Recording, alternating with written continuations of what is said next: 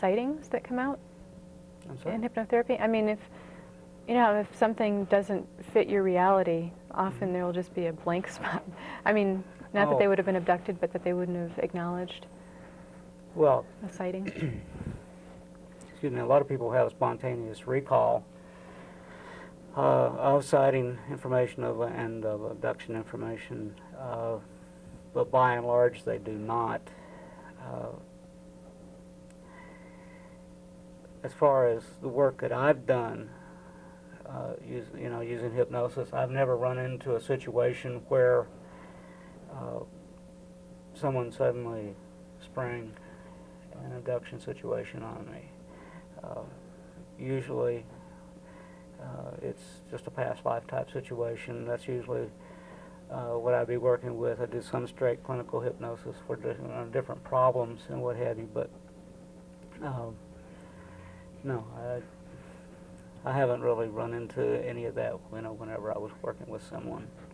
It's all been pretty straightforward. And what do you use the hypnotherapy for mostly? Well, it seems to be most of the things that people want is the past life regression. They seem to really like that. Now, sometimes people will come to me with with a problem that they want to address. For example, I mean, like the instance that I had told you about, where one of my clients had a just total irrational fear of her husband for some reason. There was something in the back of her mind that was just nagging at her, just distrusted the husband. And so in the regression, we didn't assume it was a past life situation, but when I asked her to go back to the source of the problem, it did turn out to be a past life thing, where in that particular life he had murdered her because she was going to tell the authorities about some of his illegal activities. So that was the source there. And then there are other situations, where that type of thing comes up. And now, did that help clear it up, or did she end up getting a divorce because it couldn't be cleared up? Well, actually, in that particular instance, it did wind up in a divorce. That's rather unfortunate. It doesn't always work out that way. For example, one client that I worked with, the lady was a very good psychic, but she was afraid to use her ability. And again, working with her, it turned out that she had been a psychic in the colonial days of this country. And those types of things were not really very well accepted. Right. And she was branded as a witch, and she was basically stuffed down a well. Yeah. Well, once she recognized what the problem was and the source of the problem, she totally blossomed and had no problem using her abilities once she saw where the problem came from. And is that a more common outcome? Very definitely, very, very definitely. One other client that I worked with, the lady had a fear of water, and I believe I told you about this one, and it was a past life situation where the young woman had driven off the bridge in a rainstorm and was trapped underwater in the car. Until she died. And then, right, she died by drowning. The water gradually rose, and she was trapped and could go nowhere. And that must have been more recent, and obviously in this century. Last century. This was in the 1920s or 30s, I believe. I don't remember all the specifics of that case. But usually, for some reason, whenever you do explore a problem under hypnosis, once the problem is recognized and the source of the problem is recognized, it tends to go away. So the psychic who was in the well, what were her symptoms in this lifetime? She basically was just fearful of doing the reading. She was fearful of using the ability, giving out the information. There was something in the back of her mind that just would not allow her to really turn loose. And she wasn't really, she was functioning as a psychic, but she was not functioning at the maximum of her potential. This could have all sorts of applications. Absolutely. Almost anybody could benefit from that. Absolutely. Absolutely. And is it usually the last lifetime that's affecting people? How far back can the symptoms come from? Not necessarily. A symptom can carry over into the current incarnation. It may not necessarily originate in the last incarnation. It can be a different one. It can be another one that was even further back. It's hard to say. You'd have to go back and explore which one it was, and you'd have to go back and explore with. You'd have to explore the most recent regression, and then take it from there and see where it originated, and you just have to keep working it back until you found out where it came from. So if a symptom arose 1,000 years ago, would they have been carrying that same symptom in every lifetime till this one, or would it have maybe popped into this lifetime because this was the one they were supposed to resolve it in? It's possible that it could have, they probably carried some form of it throughout each lifetime. And yes, you're right, it is possible that this particular lifetime they chose to deal with the problem and get past it. For example, the situation that I told you about with Dr. Weiss, his client had carried the fear of water from the ancient Mediterranean days in the Hellenistic periods in the Mediterranean area, all the way through to 1980. And the situation when her fear of water was not resolved until that time. So she probably carried some part of it, some form of it, through each incarnation. And then since when we do incarnate, before we incarnate, we basically work out what we want to achieve. And yes, it is possible that, well, she decided we may as well go ahead and just erase this one, so we'll face it in this lifetime and get rid of it. And now who's Dr. Weiss? Dr. Brian Weiss is the head of the psychiatry department at the University of Miami Medical School. Okay. He's probably done more to legitimize and to really make people aware of the validity of past life therapy, past life research. His credentials are absolutely impeccable. And his wife is also involved in the same work with him. He's written several books. Probably the most interesting one would be Many Lives, Many Masters. Okay. And it's an excellent book. And for anyone that might be a skeptic about past lives and past life therapy, I would highly recommend the book. It's very, very good. Do you think that one's over at the library? Yes, I know it is. Okay. Yes. Past lives. So, I'm trying to think. Some people just die peacefully, and I imagine there wouldn't be much trauma to carry into any other life from a death like that. Do we carry other traumas into our lives from a life? Is it almost always the death experience? I know you can carry different traumas, not just the death. And again, it depends on your perspective and your point of view. Some people fear death, some people don't. Some people realize it's just a transition. It basically depends on their mindset. If a person dies, say in a car accident, suddenly, rapidly, they find themselves in the spirit realm. It can be very traumatic, and it can take a while for them to get to a point where they are ready to proceed on with the process. Once they die, very definitely. And we've already talked about how relationship patterns can carry into next lives. And that, from the stuff I've read, is really common. I mean, yes, very definitely it is. It is relationship problems. People tend to also reincarnate as a group a lot of times. People that have been around certain lives together may agree to come back and to do some other work involving the same individuals. Mhm. So that's very common, very, very common. Now, this is the part that gets a little confusing to me, just because I've met so many people in my life. And there are some key people, and we did one past life regression where my astrology teacher in California was my grandfather in a past life. And that was really entertaining, for one thing, Yes. because he was a real funny guy. And we did, and our astrological charts had huge connections. Yes. But it's not like we spent, huge blocks of time together.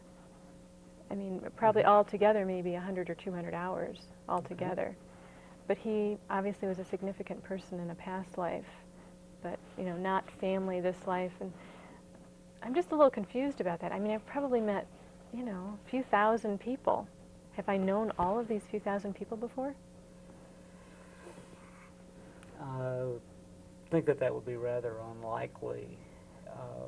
I believe that everything happens for a reason. However, just because you meet someone doesn't mean that maybe you've had some past life experience with them. I mean, you meet, say, thousands of people, they may not necessarily be someone that you have met before. It could be just a teacher that you were supposed to meet at that given time.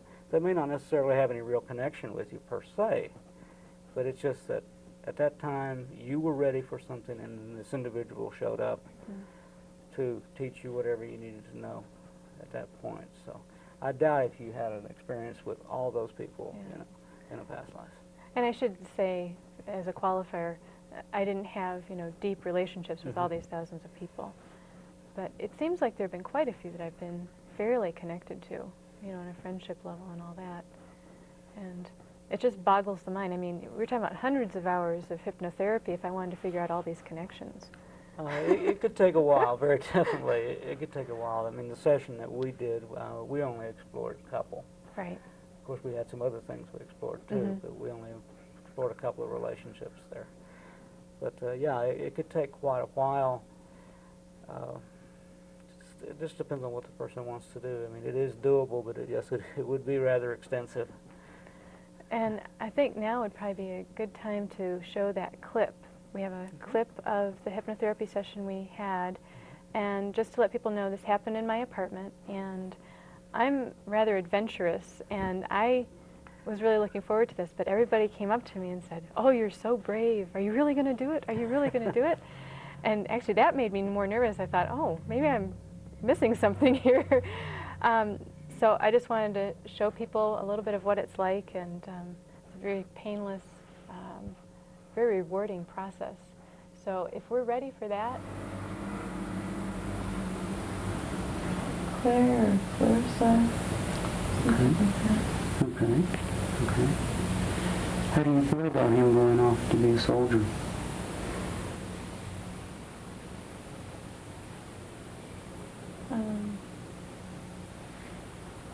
I'm dedicating myself to the garden. I sort of pulled away from him emotionally. Okay. Now, is Ron anyone that you know in his current life as Heidi? With Heidi? In Heidi's life at this time? Is Ron someone in this life right now? I don't know. Okay. Can you tell me what you're wearing?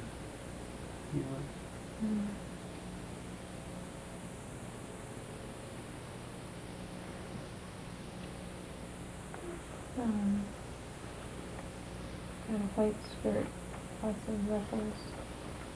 It shines in the sun. I think it's made out of silk or something that shines. Okay. Do you and Ron have any children?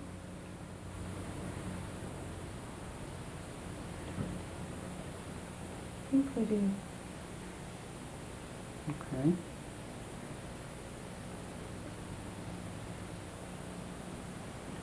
All right. So So that was a small snippet. I'm sort of hard to hear, but that had to do with a past life with my husband of this life. And Yes. we had the same roles. I was the wife and he was the husband in that life. Is that common, that the roles stay the same? It can. It switches. It reverses. You don't maintain the same role each time. You don't even maintain the same sex each time. You may, in your next life you may be a man. It's hard to say. You may not. Everything depends on what you're here to achieve. Based on what you want to achieve before you incarnate, when you're planning the incarnation, that will determine whether you come back as a male or female, and all the specifics of the situation that you're going to come into when you incarnate. And that opens up a whole spectrum of questions for me. Pretty large metaphysical questions. Have you explored the meaning of being in a female body or being in a male body? And what are the challenges involved with each? And I'm talking more, through time. I can see in every culture, the female role and the male role would be different and have their own stuff to deal with. But I'm just saying biologically, are there issues as a man and a woman? Well, there can be. For example, if a man is, say, an abusive husband, well, he may come back in the role of the wife. It can also be for just exploring different possibilities, different perspectives, because the more involved of the souls when they come back, they take on more complicated roles. And a lot of times an incarnation may be nothing more than wanting the experience, wanting to know. It may not be something that they have to do specifically, but it may be that they want the experience. They want to know, they want to understand, well, what's it like to be a woman in the physical plane? What's it like to be a man in the physical plane? Mm-hmm. So there's some interesting issues there, but I don't think anything necessarily carries over through each life. It depends on what needs to be done in their life to balance their energies. And this may bring up some conflict for people watching, because some people are very sure that, if I'm a man now, I'm a man in every life. There is no crossover. But in your experience, you found plenty of crossover. Very definitely. Okay. Very definitely. And when you think about it, it would really, the whole process of reincarnation is a matter of balance anyway, balancing your energies. So it really would be rather difficult for a person to have the well-rounded experience and to have the full range of experience in only one sex. Mm-hmm. That makes sense. It would be very difficult to do that. And this may be a good time to stop, and we're going to have a musical guest called Los Rumberos. I think that's close. And when we get back, we're going to take call-ins for Michael, and the number is 542-6228. That's 542-MCAT. If you call right now, we'll keep you on hold until we get back on the air. And enjoy the music. These guys, they rock.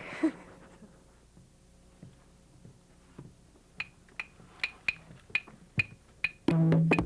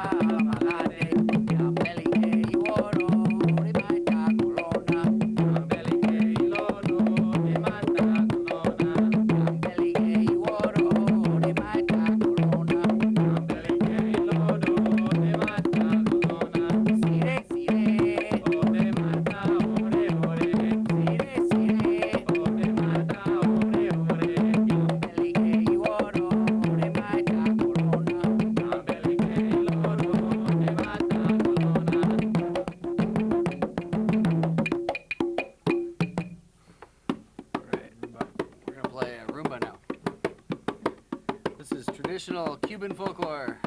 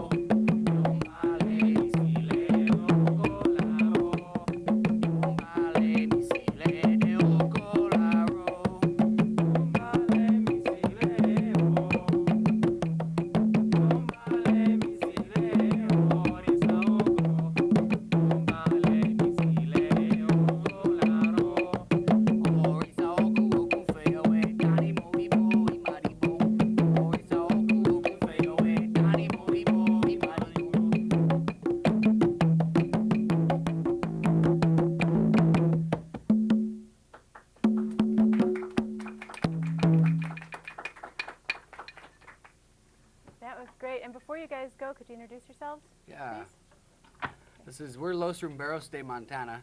This is Dom and Bruno. We don't have our whole group here today. This is 4 of us, but there's usually anywhere from 12 to 15 of us. I'm Josh Hargesheimer. This is Darren Austin and Zandy Sievers.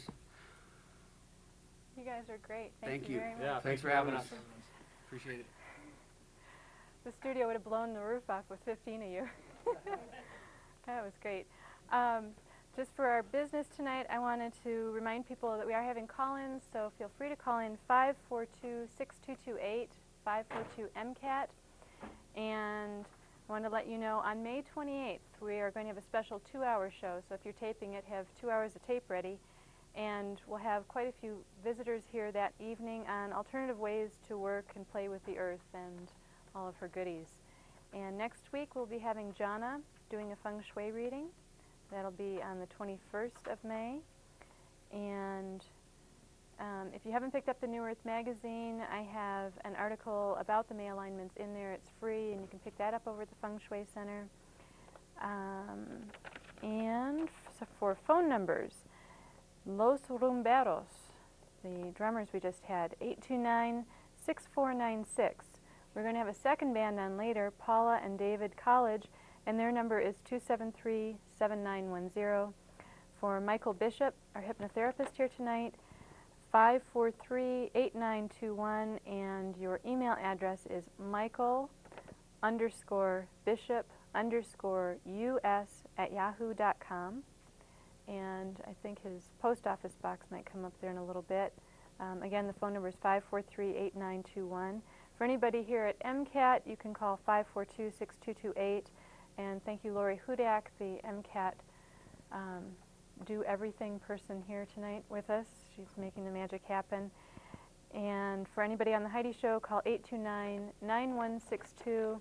And I'm not sure if the camera can move with me here, but this is from Rainbow's End. They're providing the outfits here on the show, so thank you very much, Rainbow's End. And let me make sure this phone is plugged in before we start. And Michael, I had some more questions, starting with reincarnation. We talked about male-female. That's happened. That's a happening thing. How about animals? Do parts of our souls ever reincarnate as puppies or cats or?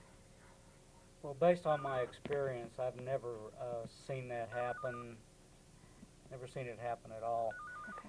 Now, there are some cases, specifically from some of the people in India. They have a certain belief that that is possible, but I've never experienced it. So I honestly don't know how to address that question specifically. Okay. I've never seen any evidence of it. Okay. And I don't think any of my colleagues or any of the people that I've dealt with that do hypnosis have ever run into that. Have you ever asked? I'll be perfectly honest, no. I never even thought to ask that. I do know that I have run into a few situations where the person did not necessarily incarnate in the physical, but not an animal. Not an animal. And I have to ask the camera, do we have a call right now? I'm just hearing the phone ring and I'm just wondering. Okay. It looks like we do have a call, so let's see what they have to ask. Are you there? Hello? Is anybody there? We may have just missed that call. Are you there? Is somebody there? Nope, it looks like they hung up. So we'll wait, and this means I get to ask more questions. Does reincarnation jive with the major religions and their perspective of karmic cycles and life on Earth and all Well, of there's that? not really any real conflict between the Christian idea of growth, development, overcoming, and returning to what is referred to as God. The whole concept of reincarnation basically is the same thing without the guilt trip. I'm sorry, I had to get that in. What about, I had a lot of Catholicism in my background growing up. And reincarnation was just never mentioned. It was like, you have this lifetime to be good and go to God, or the alternative. Well, that's definitely not true. And if you do some research, you'll find that a great number of people in the early Christian church actually believed in reincarnation, and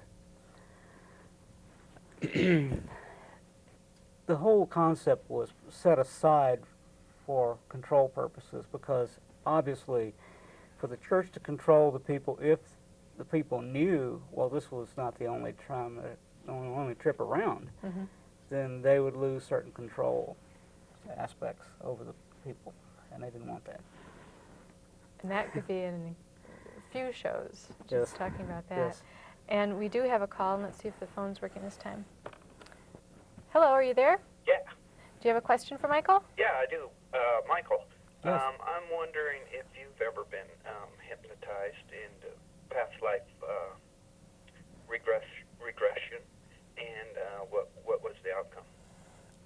Hang up and let somebody else listen to your answer. Thank you. That's a good question. Okay, the first part, yes, I have been regressed. My dear sweet ex was also trained in hypnotherapy at the same time that I was, and I have been regressed. I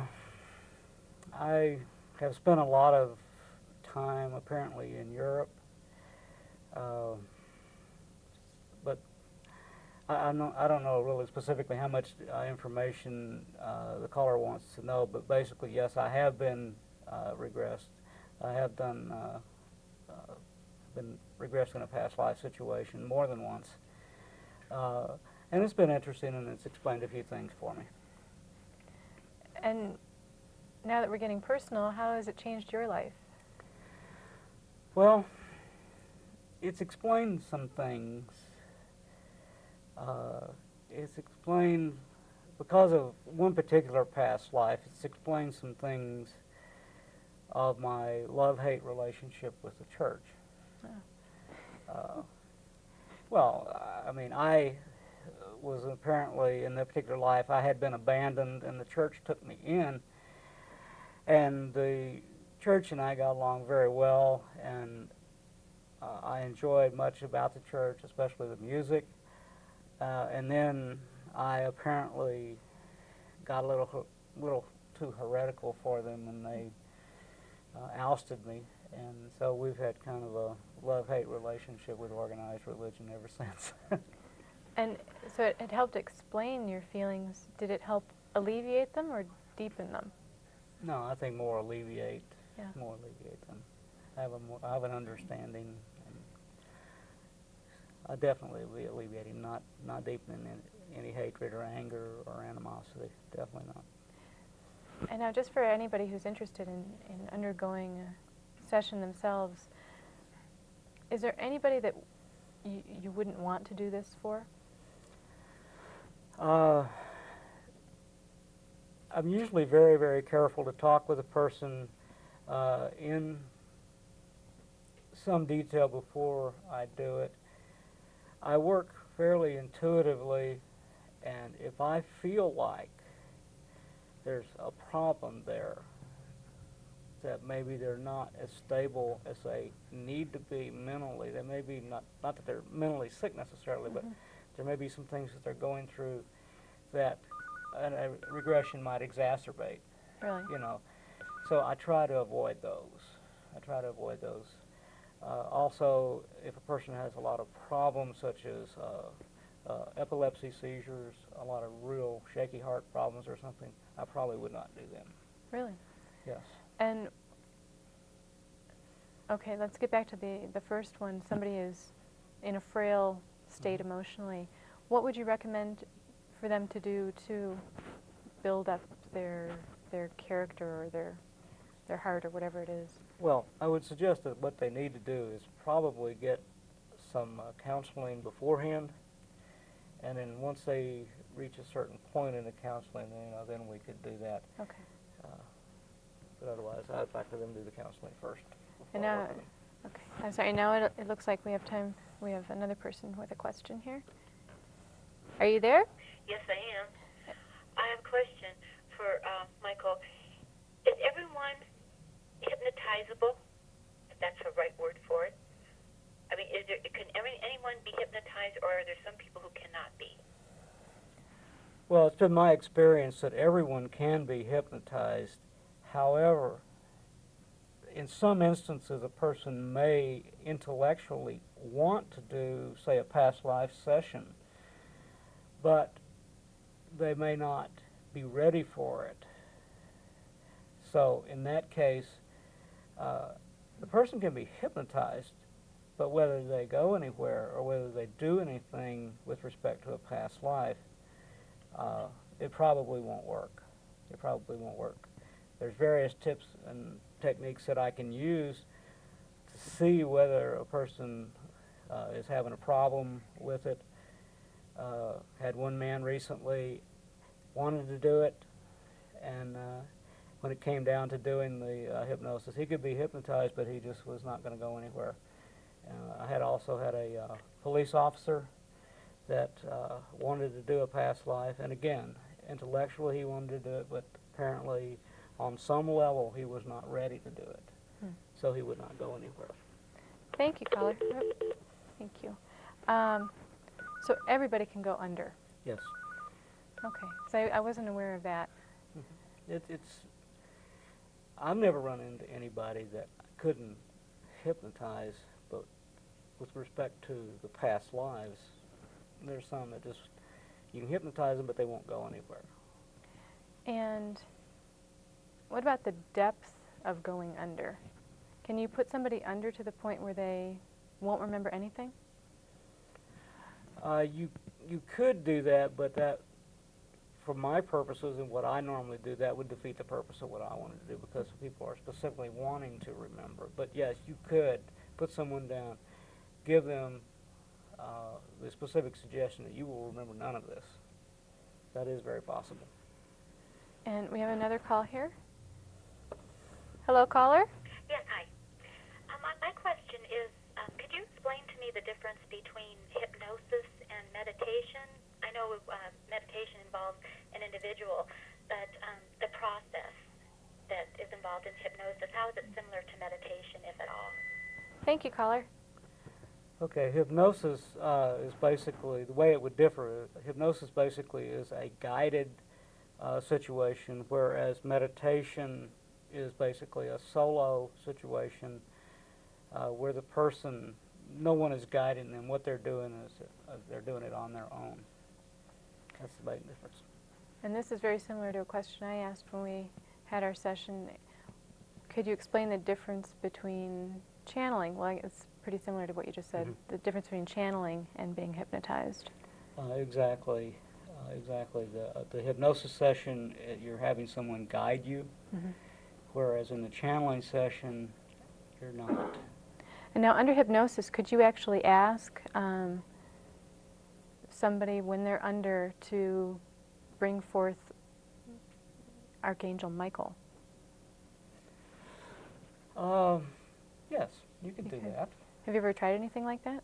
To be perfectly honest, no. Well, we might be having round two then, so it'd be interesting. No, it is possible. It is possible. And I know, like, when we talked before we did the session, there are times when you can't get information, or something will not happen because maybe the person is not supposed to know, or maybe they're not supposed to go there, some aspect for some reason. But yeah, it's possible. It's possible. Very definitely, you can do that. It might be very interesting to try. Yeah. Schedule for next week. Okay. Okay. Why wouldn't somebody have access to certain information? Well, that would have to do with free will, what they came into this existence to do. For them to have certain information at the wrong time might be detrimental. Okay, that's sounding a little bit like the government. Well, Yeah, actually, I hadn't thought about it that way, but yeah, I guess you could say that. Matter of national security. But, well, it's a matter of personal growth. And, Okay. for that reason, you can have that information right now. But, yeah, it's sometimes you can't go there, sometimes they won't give you the information. I've had people where I have tried rephrasing the question, I have tried sneaking up on it, asking the questions out of sequence, and there's no way you can trip them up. Now, do you ask them when they come out, are they getting the answers at all? What are they seeing when you're asking these questions? Are they seeing a wall, or are they just seeing a blank spot, or is the higher self or whatever you're talking to getting angry? I mean, what did they... What is the subject saying? Yeah.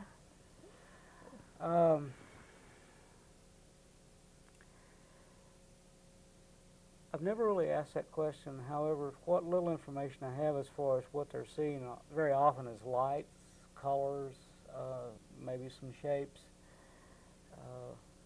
But that's all the information I have. I can't answer that question real well. Or even from when you went under your regressions. When you weren't supposed to get an answer, what happened? Was it just like, there's nothing there? I'm just wondering how that feels. Yeah. Oh.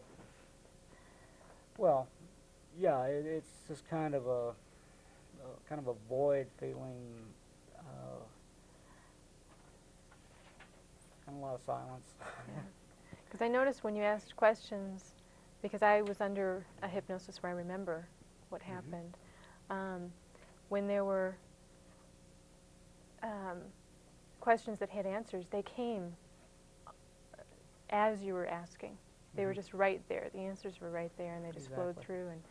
And just for people, as far as my experience, my conscious self was sort of there, but almost, I mean, this is sort of an image that works, although it's a metaphorical thing. It was almost as if my conscious self was sitting in a chair watching.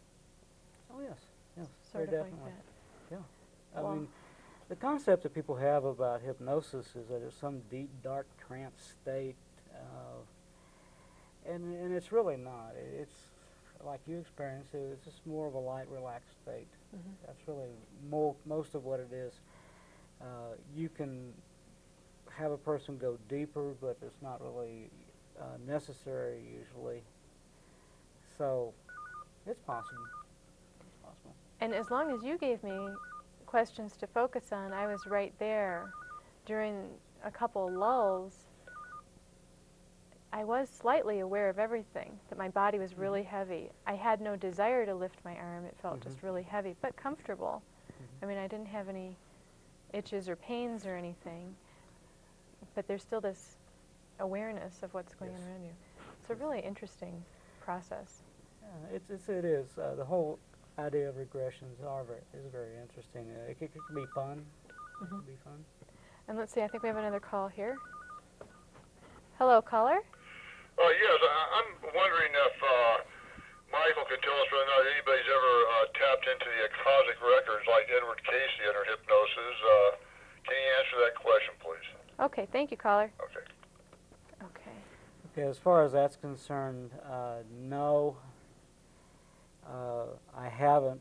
Usually what we were doing in the sessions that I did was to simply ask the questions, get the answers. We didn't specifically involve going to a location in the hypnotic state to access Akashic records. Not in any of my experience.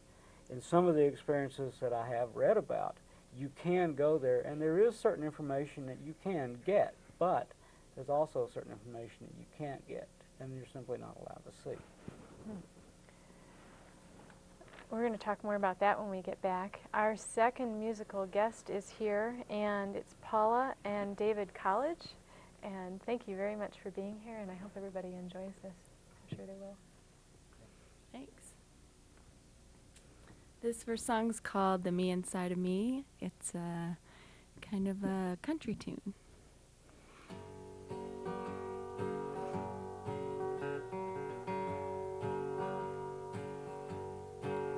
Each day that goes by, I don't know why stay here by your side. But when you close my eyes, that's something inside. That's something I can't hide. So I'll give you a kiss and I'll make up the bed. I'll try not to hear the harsh things that you have said, but deep down within, there's a part that will win, and nobody can touch the me inside of me. Sometimes it's our love that keeps me alive, and other times that is what hurts. 'Cause when you knock me down and stomp on my pride, that's when it feels so close to dirt. So I'll give you my love and I'll give you my life. I'll try to obey because I am your wife. But deep down within, there's a part that will win, and nobody can touch the me inside of me. Nobody, nobody, nobody, nobody.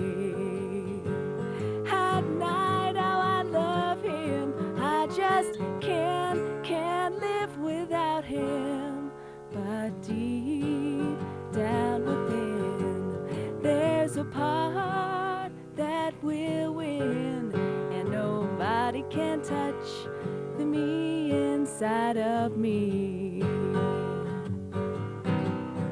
Nobody can touch the me inside of me.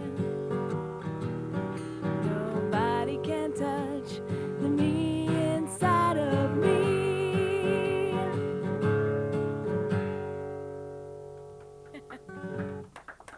Thanks. The next song's a little more upbeat. It's called Extreme Depression.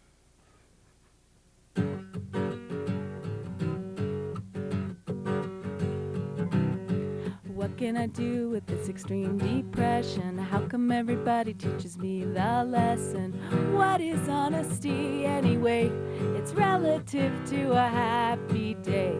Time I spend with my thoughts is fatal. It's akin to what's called postnatal. What's creeping up on me? Being married at set free. I fear that things aren't on my list. My first response is to feel helpless. Then I just want to run. Pussyfooting is no fun. The time we spend is oh so great, but it's more than just a date. I fear that I'm forgetting just how much blood to be letting. How can I get away and still have what I want today? Still have what I want today. Should I see you? Should I go? My heart says yes, my head says no. What do you say when you want to leave? Oh, get your heart up off your sleeve.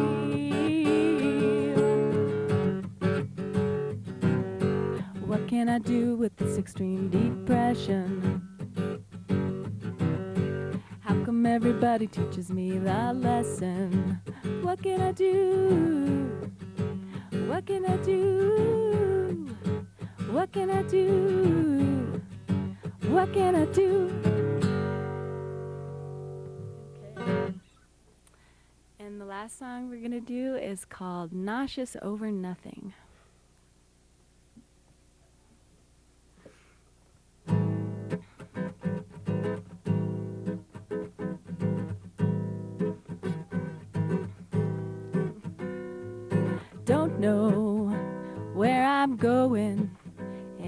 I'm not sure where you've been.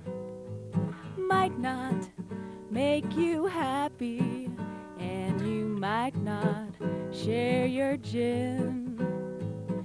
Raised without a cant, some things I can undo, others I am stuck with. Deep inside I know that there is plenty just to be. Lately I feel helpless, never inadequacy. Tripping over moments and I'm making people mad, wasting time retreating. Give me just one moment and I'll give you all my pearls. My life is encrusted and my hair won't hold a curl. Locked inside a body and I'm making people mad. Catch me at the bottom. Don't know where I'm going and I'm not sure where you've been. Might not make you happy and you might not share your gin. Raised without a cant, some things I can undo, others I am stuck with. Give me just one moment and I'll give you all my pearls. My life is encrusted and my hair won't hold a curl. Locked inside a body and I'm making people mad. Catch me at the bottom. Won't you catch me at the bottom? Come on and catch me at the bottom.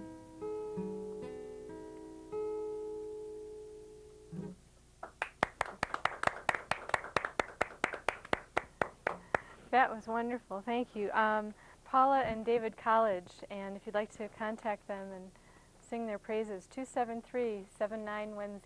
That was really great. Thank you.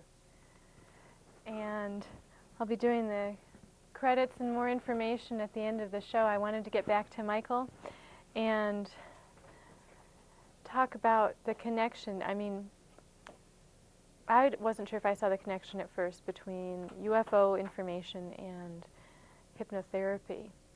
But something came to me a couple weeks ago, maybe a month ago now, where I thought, now these abductions, and I'm not an authority on this, so let's say it's the Greys or whoever, and I've understood that they've lost their emotional body, or they're not in contact with it or whatever, and I thought, I wonder if they are us in the future coming back to figure out how they can not lose their emotional bodies. Is that a possibility?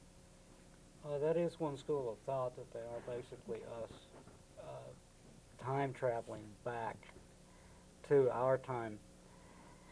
And as far as them losing their emotional body, the information that I have been able to come up with was that this was an actual deliberate process to genetically breed out the emotions, because the emotions were causing many, many problems for them. So they assumed the way to do it was, well, we'll just get rid of them, which obviously is not acceptable, because the emotions is part of our spirituality and it's part of who we are. And so yes, I've heard that information, I've read a lot about it, that does seem to be the case, and they are trying to apparently regain that through a genetic breeding program. This might sound silly, but that made me think about The Matrix. I don't know if you've seen that movie, Yes. but it's almost like making ourselves into machines. If you get rid of our emotional bodies. Well, that would be exactly what they were doing in their case, because the Greys you mentioned, or the aliens, however you want to phrase it, are almost like, if you're a Star Trek fan, they're almost like the Borg. Okay. They're all a mass mind, and they have no real individuality.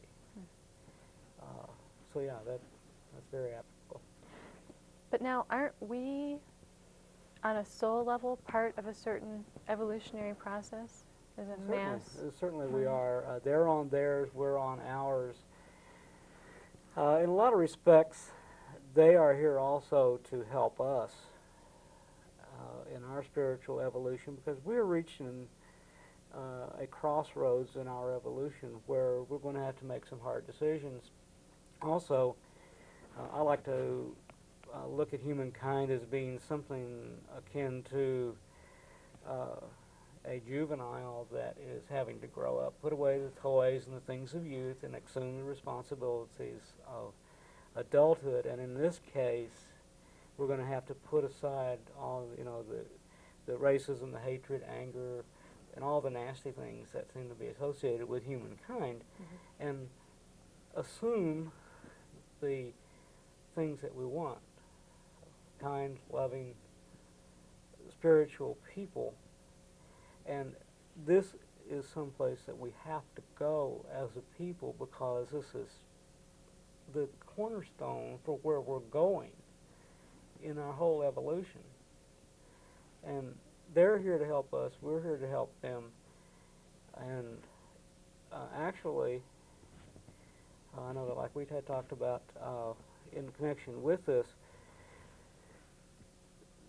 the aliens, the Greys, tend to have a certain lack of understanding of why people have such fears about abduction situations.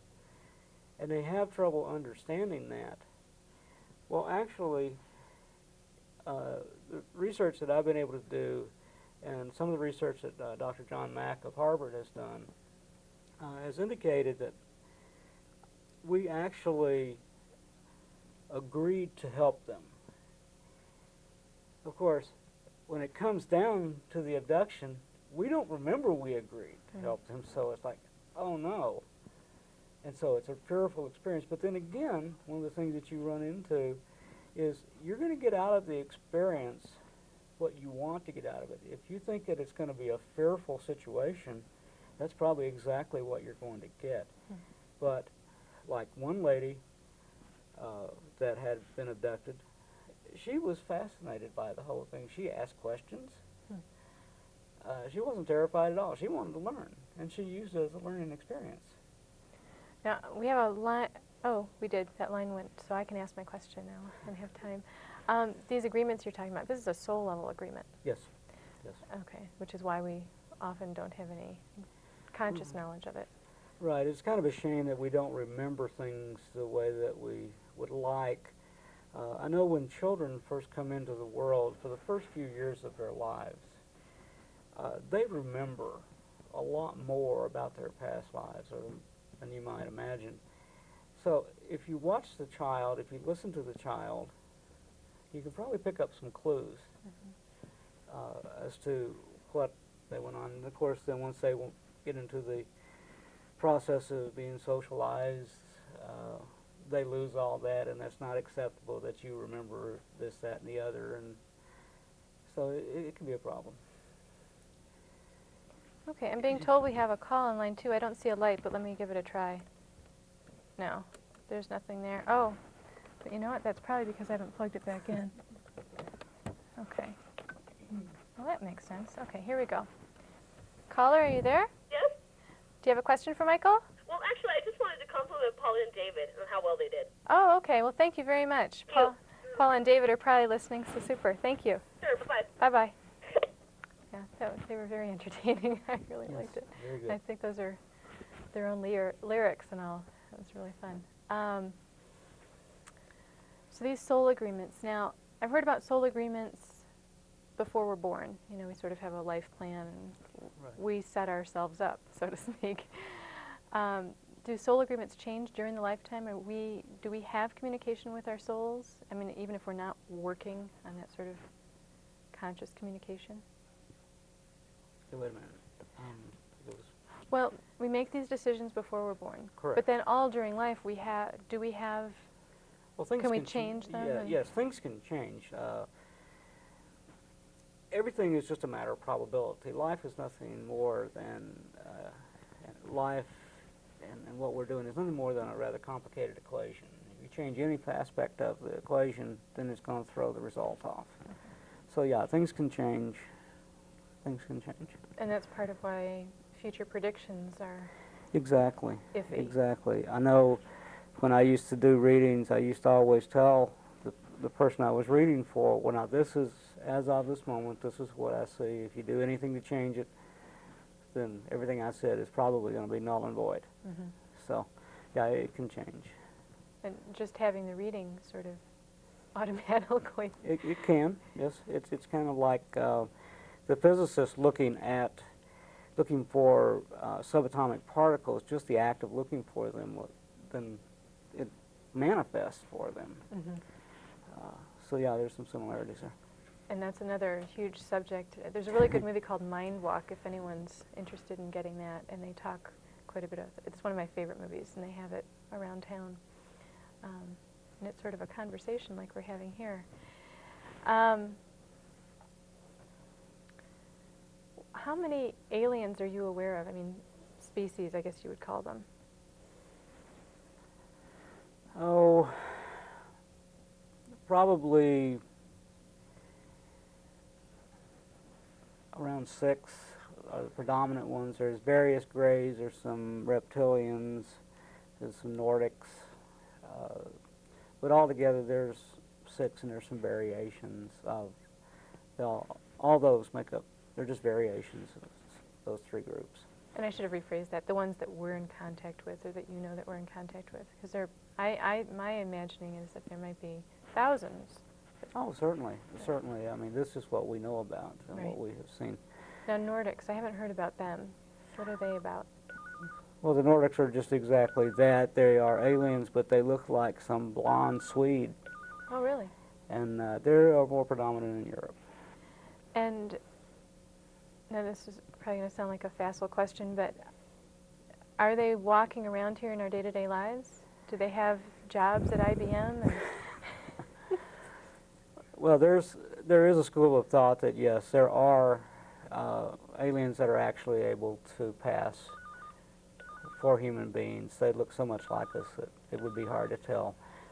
Again, that's one of those things that's exceedingly hard to prove. And now I know quite a few people feel that they're from another planet and they slipped in here to have a human body this lifetime. Yes. Now, many of them, if there are a lot of them, may not even know about their alien past. That's true. That's true. And they're just maybe grappling harder than any of us trying to figure out what's going on down here. Yeah, exactly. Exactly. And I have only done one where the gentleman, what the incarnation he went to was a non-physical incarnation on another planet. But I've only done one. And I have to give time to some callers here. We'll try a call. Caller, are you there? I need you to turn down your TV. We're getting some feedback. Are you still there? I'm here. Okay, I can hear you. Yes, I wanted to ask if you had any contact with Pleiadians or anyone who had been a Pleiadian, and any information about that you got. Okay. Thanks a lot for that question. We'll answer that on the air. Well, I personally haven't had any contact with any of the Pleiadians. Now, I do know that they are supposedly one of the good guy groups, as it were, and the ancestors, so to speak, have been involved in our life on this planet for centuries. Really? Very definitely. Okay, and we have another call here.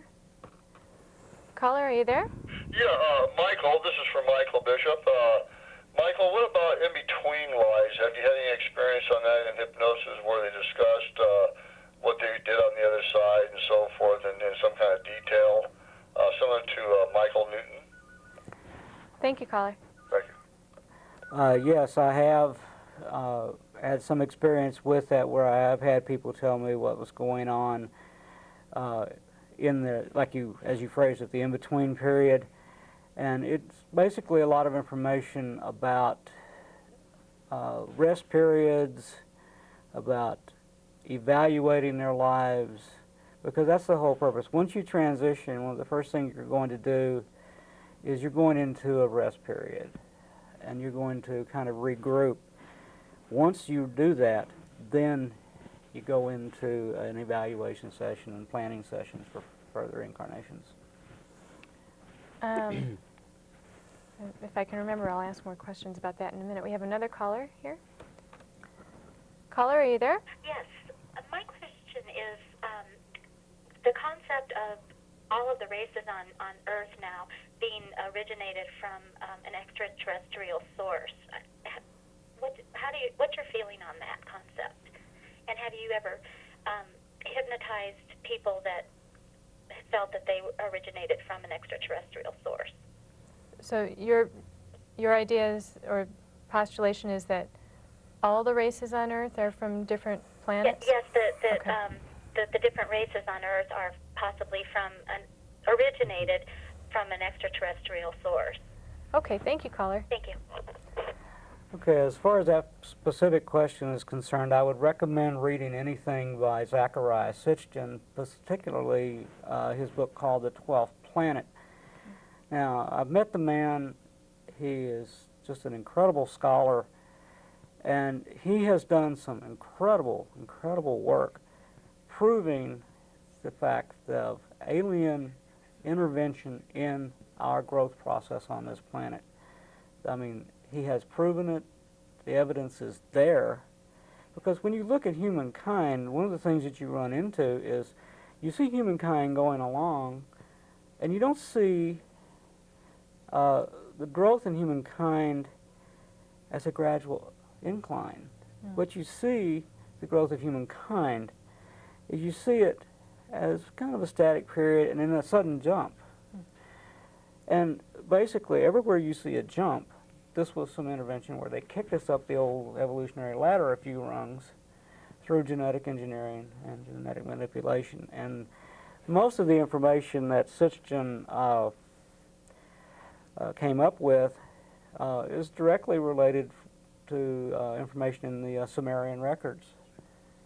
And like I said, the gentleman's a very good scholar. He reads Sumerian, he reads cuneiform. Which is hieroglyphs? Well, cuneiform is kind of a wedge-shaped writing, and he actually taught himself how to read. He cracked it. Read the text, the ancient texts. So, is there a basic human root race? Yes, there is a basic human root race, as you phrase it. And essentially what happened was the aliens came to this planet and did some genetic manipulation specifically for the purpose of creating a slave race to mine gold on this planet.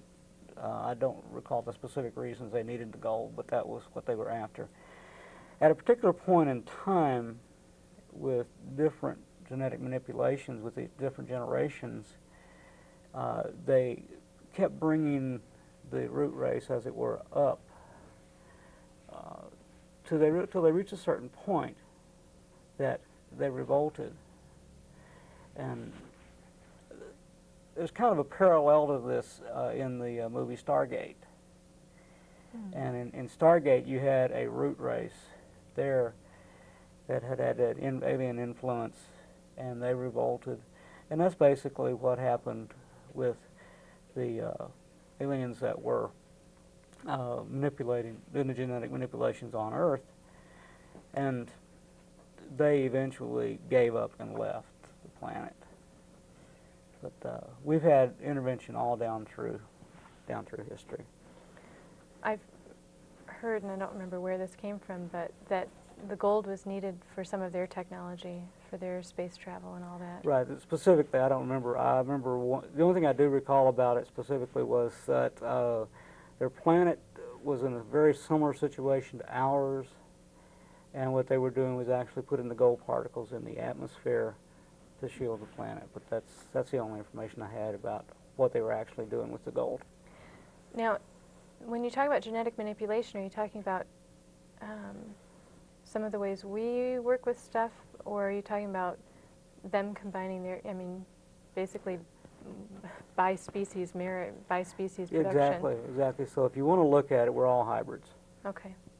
We're all hybrids. We're all hybrids because basically what they did was, first of all, to have genetic manipulation, you can manipulate genes to do different things, but to infuse, well, it's like the idea of, for lack of a better way of putting it, it's like the idea of cattle breeding.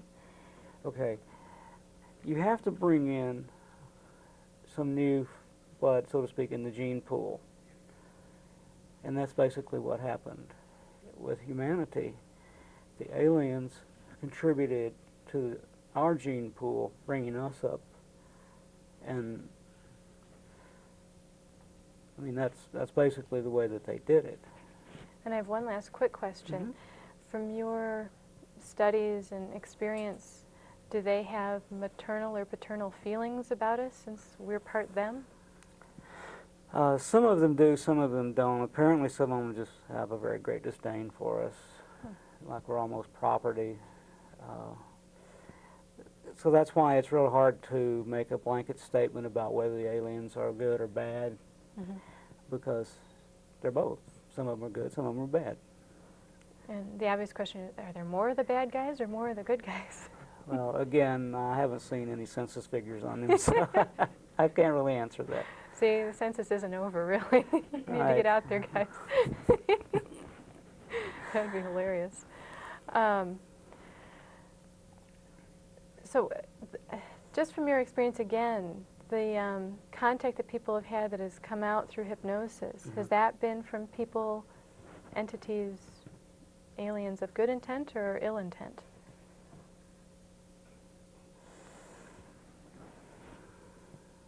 The experience, what I've received from people? Right. When you have people under hypnosis and they start talking about their encounters with aliens, I mean, maybe they come to you specifically because those are contacts with aliens of ill intent. Right. So maybe that's not a really good question to ask from that experience. Well, if I understand what you're saying, the people that I've dealt with in UFO situations, missing time, abduction situations, the information that I'm getting is coming from the person. It's not coming from someone else, not an alien presence. It's coming from the person. And it's usually a fearful type thing. But it's definitely from the person, not from an alien presence.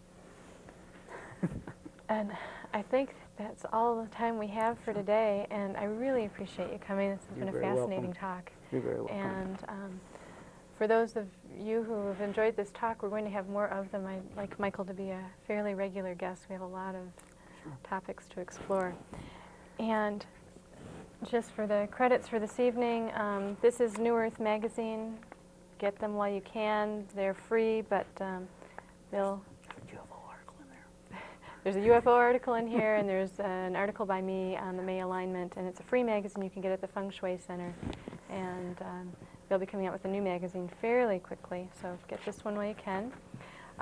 For Michael Bishop, you can contact him. Michael, this is his email address, michael_bishop_us@yahoo.com, or 543-8921 for the phone number. That's 543-8921. Mailbox, Post Office Box 3886 in Missoula, 59801. For anybody at MCAT, 542-6228. For the band, the first one, Los Rumberos, 829-6496. For the second group, Paula and David College, you can contact them at 273-7910. For anybody at the show, you can contact us at 829-9162. And Rainbow's End provided my wardrobe this evening. They're at 113 West Main Street. Thank you, Lori Hudak at MCAT. Thank you, David Maines. Thank you, Rachel. Thank you, David Trotter. Thank you, Nan. Thank you, Frank. Thank you, Damien. And thanks, everybody, for watching tonight. Have a wonderful week.